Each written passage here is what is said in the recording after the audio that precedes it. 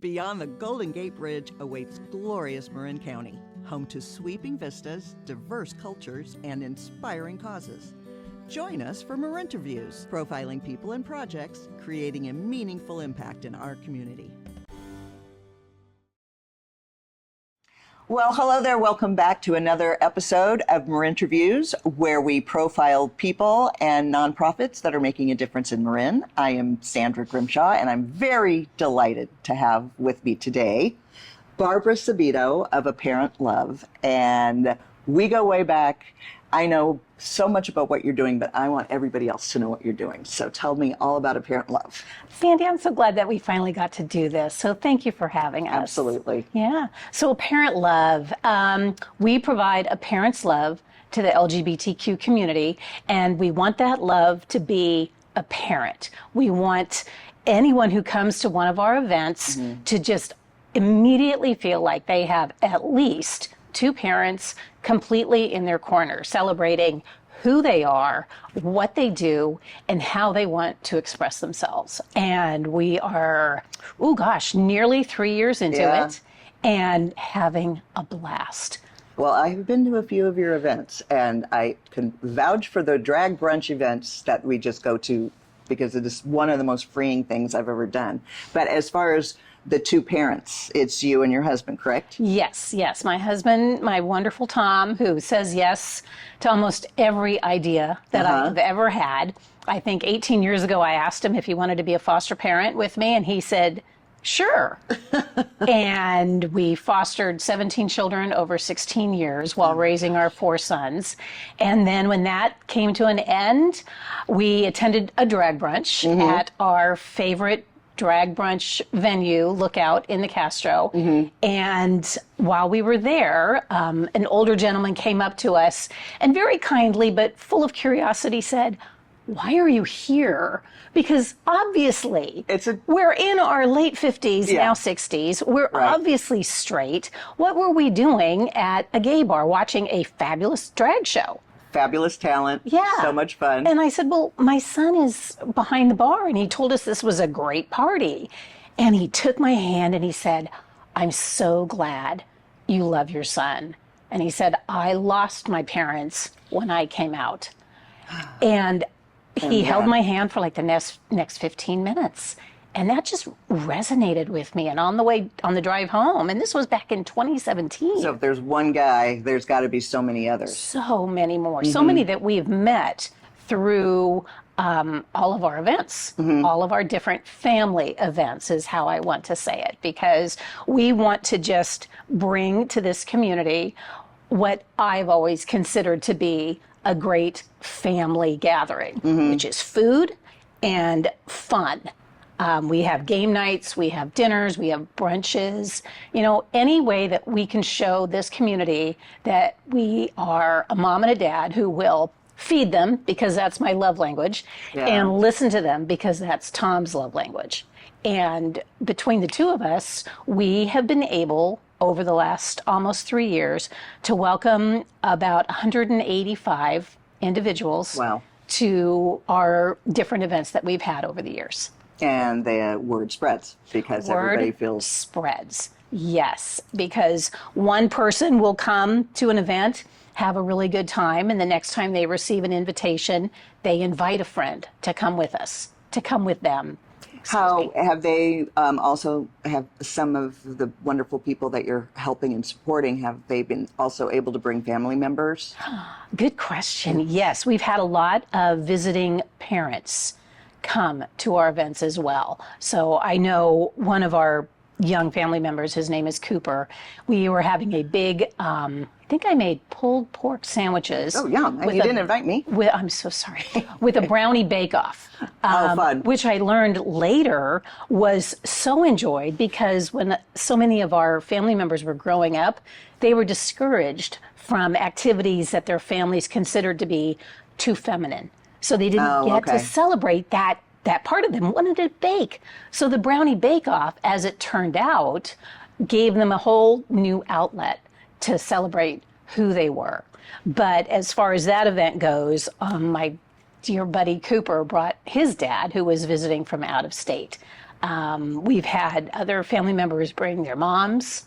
We're having a great party tomorrow night. We're hosting with a great restaurant, Dasha on Sutter. We're hosting queer prom. And Well, we're in the middle of Pride Month. Exactly. So, it's the perfect time to have a queer prom. Yeah. And one of our guests is bringing her mom because our guest is just did not feel comfortable attending her own prom and wants to so celebrate she's it. in high school. But She's this in is, high school, okay. yes. She's But in some high of school. these, the prom aspect is actually for adults. Yes, Yeah. we tried to keep it mostly adults because we are serving cocktails, but her story was just so compelling, and the fact that she wanted to bring her mom, and that her mom is really excited to celebrate prom with her daughter, Oh, it's just the acceptance is amazing. is And it's- just made us all say, you know what, we're going to make an exception for Good. this young person and make sure she gets to experience prom in a really safe and welcoming atmosphere. So we're super excited about it. Oh, it's got to be so fulfilling for you and Tom. Yeah, it is. It really is. And this community, considering all that they have experienced and lost during, their coming out, they are so welcoming. And, I often wonder, why do they want to hang out with us? We're old, Unconditional love, baby. but they keep coming. They keep coming to our events, or they see us on the streets. We'll be walking around, heading to our favorite wine bar, and we see them and they want to come with us, or we just have a wonderful impromptu conversation for 5 or 10 minutes outside wherever we happen to be that day. And I just still marvel at how lovely and welcoming and warm this community has been to Tom and I. So I can feel it. It's definitely a two-way street. We're loving and welcoming them, but they're doing the same to us. Right, and you are creating a beautiful community connection in this area. Do you have different ages? I'm thinking if you've got a high school kid and maybe others have come to other, but what kind of age groups? And do you have older people that are able to say, I did not grow up with this kind of acceptance and love? I mean, you're just sharing.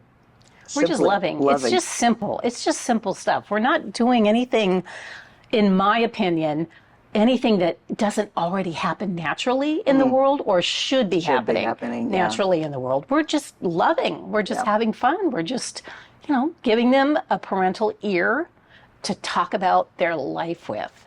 And we're learning that even if so many of this community has a good relationship with their parents still don't want to hear about that part of their life. Right. Parents need to really compartmentalize who their child is. And we just want to hear about their life. So if they went on a great date last night with a new boy that they met, we want to hear about that because that's what parents do. You listen. You listen. Getting to know someone can be that's the most fun. Initial. It is. What other things do you have coming up? Well, other than queer prom, we want to do a macaroni and cheese bake-off in July, where, again, our family loves to cook, and they like to cook and compete. So we always have, a competitive edge, I think. So instead of a chili cook-off or a brownie cook bake-off, we're going to do macaroni and cheese because everyone has their favorite macaroni and cheese recipe. And then coming up in August is our one and only fundraiser. We only do one fundraiser a year. Okay. And what I like to do is I go on a big solo backpacking trip. Yeah, this solo thing I'm not big on. I know. Everyone worries except Tom and I. Yeah. Because he trained me to be able to take care of myself in the wild. And so I usually hike a big portion of the John Muir Trail, which is a 210-mile trail going from Yosemite Valley to Mount Whitney. Okay. And last year I did 75 miles of it by myself. This year I want to do 100 miles, but what's going to be fun and different about this year is that we have two of our family members, Nicole and Mark, who want to start the trail with me and do 2 or 3 days with me before they turn around and go back to the car. And so I think that is going to be really fun to have two of my family members kind of joining me But So then, how long does this take? Anywhere from, 75 miles took me 7 days. Okay. So 100 miles should take me about 10 days. Okay. And, it's very symbolic about a solo journey, doing something hard all by yourself, shouldering a really heavy burden while trying to figure out a new path. And it has resonated really well with our supporters. I get great feedback. Last year, my son did a great video for us on his TikTok Oh, good. account. Good. And raised a great deal of money for us, which again helps us continue to provide yep. all of our events. But, yes, the money's important. The money's great. But the best part of that was the feedback that people left on his TikTok account. And my favorite one was, in a world of Karens, be a Barbara. Oh, I love that. And that stuck with me. That got me through like 10 miles floating on air because I was able to get some messages from Tom while good. I'm on the trail. Good. And he was sharing some of the better comments. Oh, good. They were all wonderful, but that course. one in particular meant so much to That me. is. Because who wants to be called a Karen? Yeah, I know. It's don't. too bad. How many of our friends are named Karen? You just feel for them these I days. do. But there's it. Oh, I love that. That is very So poignant. that one meant a lot to So us. that's the only fundraiser you do, but there's, and we'll put the information up, there's donations accepted at all time to just support keeping your mission out there. Yes. And then you've got your mac and cheese thing. Mac and cheese. I know. It's funny. So it a sounds, competition, a cook-off. Yeah, it sounds so basic, and love yet it. I it's love it. so much fun. Somebody's and going to have that crunchy stuff on top. Yep, and someone's going to do a some creamier- fancy blue cheese thing, Yeah. and someone else is going to bring a box of Kraft, and it will probably win Yeah. because those are the flavors that mean something to someone who's trying to remember a good part of their childhood. Mm-hmm. And you know what? Flavor is a big part of that. That's a good point. And I know, I kind of miss the orange powder. Oh, gosh. I haven't had that. I don't. I don't at all. But just you watch. Someone's going to bring that. So is that something that will be open to the public? Is it? What do you No, do? How do you do this? Is that your house, or are you going to have it at a location? We have it at a location. So one of our family members is the events manager at Lookout. Oh, okay. And so she gets us Lookout's back room Oh, for great. free. It's just something that Lookout does for us, and we're really appreciative of them for giving us that. And then it's also helpful because it has a big long bar with power, so we can plug in our crock pots, Good. and they provide security, because that's really important to me, and that's one of the reasons why we don't advertise these things out on social media until after they happen, because I don't want anyone to take advantage of having a large gathering Right. who is not supportive in it in any way. Yeah. The back of my mind is always worried about a hater Right. showing up. And No, we all have to be careful. and I want to protect this. Yeah. This is my family. Yeah, So it I'm is. going to protect them. And Lookout has, and High Tops has security. Yeah. And that is really important to me, because I want to make sure that anyone who comes to any of our gatherings Is unauthentic. is safe. Safe. Is yeah. safe. No, I think that's great. Any other mission critical things you want to share? Because I think we've done a very good job giving an overview of what I hope so. what Apparent Love is all about.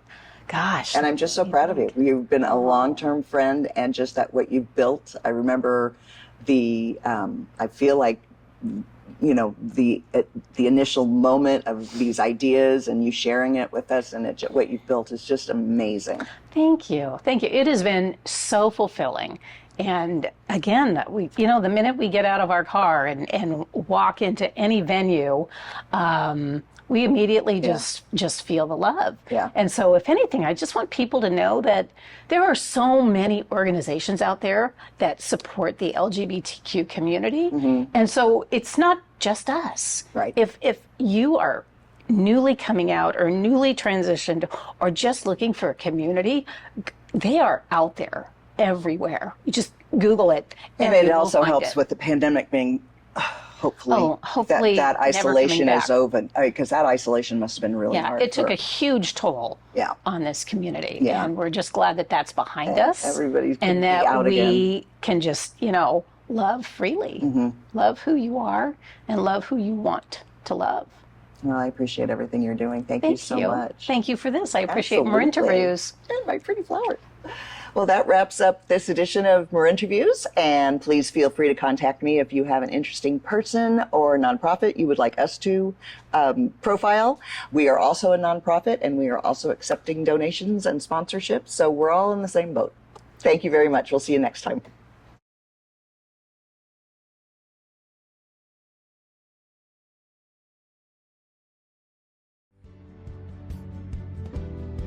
Marinterviews. Produced in partnership with Marin Arts, Marin Link, and Truce. Please join us on our mission. Nominate a person or program to be profiled either in studio, location, or Zoom. Sponsor a segment. We look forward to working with you.